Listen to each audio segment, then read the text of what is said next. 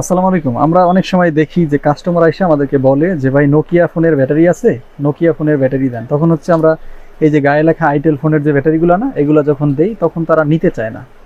আবার অনেক সময় অনেকে বলে যে ভাই আপনি আমাকে একটা আইটেল ব্যাটারি দেন, আইটেল ফোনের জন্য নোকিয়ার সাইজ। তখন আমাদের কাছে যদি আইটেল সিলমারাই ব্যাটারি না থাকে, সেক্ষেত্রে আমরা এক্সেল কিংবা হচ্ছে নোকিয়া এই ব্যাটারিগুলো দেই।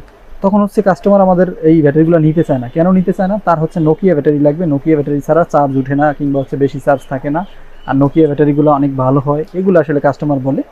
তখন হচ্ছে আমরা কাস্টমারকে বলি যে দেখেন, এই যে এই ব্যাটারিগুলো আছে, এই নোকিয়ার সাইজ যে ব্যাটারিগুলো আছে, এই দুইটা ব্যাটারি আসলে একই কোম্পানি থেকে দেওয়া, শুধুমাত্র স্টিকারগুলো পরিবর্তন করা। যেমন যারা ব্যাটারি বিক্রি করে পাইকারি, তারা হচ্ছে অনেকগুলা সিল বা অনেকগুলা কোম্পানির স্টিকার তারা হচ্ছে বানায়।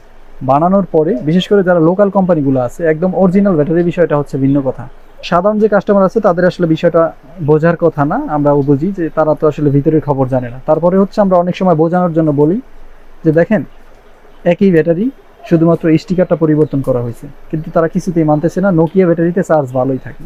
তো তাদের জন্য আসলে তাদের এই খটকাটা আসলে আমি ক্লিয়ার করার জন্য আজকে দুইটা ব্যাটারি আমার সাথে নিলাম। একটা হচ্ছে এক্সেল লেখা গায়ে, আর একটা হচ্ছে আইটেল লেখা।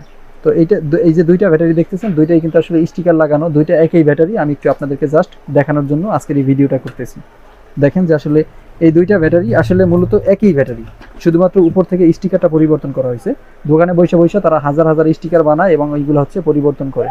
দেখেন আমরা আসলে কিভাবে এই যে আইটেল ব্যাটারিটাকে আমরা এক্সেল কিংবা হচ্ছে নোকিয়া বানায় ফেলাই। দেখেন, এই ব্যাটারিটা পাশে রাখলাম এবং হচ্ছে আমার হাতে যে এক্সেলের ব্যাটারিটা ছিল কিংবা হচ্ছে নোকিয়ার ব্যাটারিটা ছিল, এটাকে আমরা একটু সার্জারি করি।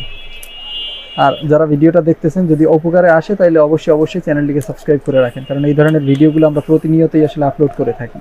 এই দেখেন আমার নোকিয়া কিংবা হচ্ছে এক্সেল আমি উঠায় ফেলাইলাম। এবার দেখেন দুইটা ব্যাটারির মধ্যে আপনি কোনো পার্থক্য পান কিনা। কোনোটা কি 5C বা 4C, কোনোটা মোটা, বা কোনোটা কোনোভাবে আসলে অন্যরকম দেখতে। দেখেন তো, আমি যদি দুইটা ব্যাটারিকে একসাথে করি, দেখেন তো দুইটা ব্যাটারির মধ্যে কোনো পার্থক্য আছে? কোনো পার্থক্য নাই। এই যে দুইটা ছোট ছোট ছিদ্র, সেই দুইটাও কিন্তু এক। এই যে এই দুইটাও কিন্তু এক। আপনি যা বলবেন, ডাইসের যেই জায়গায় কাটা সবগুলা কিন্তু এক। এই যে পিছনে দেখেন, পিছনে যে একটা গার্ডের মতো থাকে, এই গার্ডের মাঝখানে ছোট্ট একটা ছিদ্র, সেইটাও কিন্তু দুইটা একই ছিদ্র।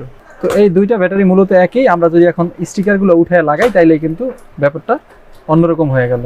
এই কারণে হচ্ছে, তো আসলে এইভাবেই মূলত স্টিকার পরিবর্তন করার মাধ্যমে আসলে ব্যাটারি কোম্পানিকে পরিবর্তন করা হয়। যারা আসলে দোকানে গিয়ে ঝামেলা করতেন, তারা আজকে থেকে বিষয়টা জানতে পারছেন। যদি ভালো লাগে তাহলে অবশ্যই চ্যানেলটিকে সাবস্ক্রাইব করে আমাদের পাশে থাকবেন।